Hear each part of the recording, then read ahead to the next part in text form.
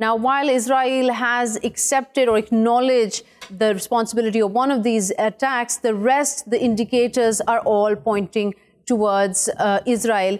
And also the interests that are common here is Iran.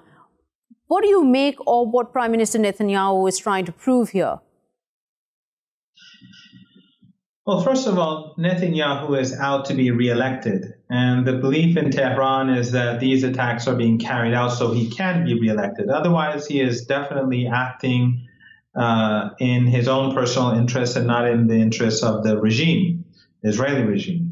Second of all, this is a myth that the Israeli regime constantly promotes, and Western media analysts repeat because they are so closely affiliated to Israel, and that is that he is attacking Iranian forces.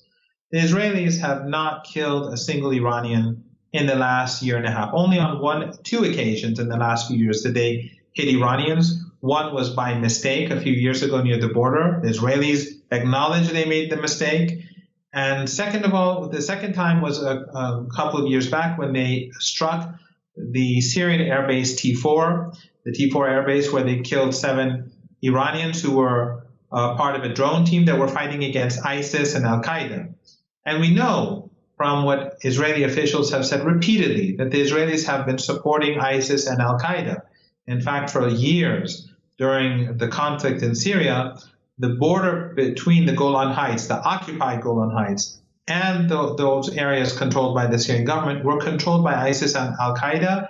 They are injured, were treated by the Israelis, as the former head of Mossad admitted. The former head of Israeli military intelligence acknowledged that they prefer ISIS over the Syrian government, and they were supporting ISIS and Al-Qaeda.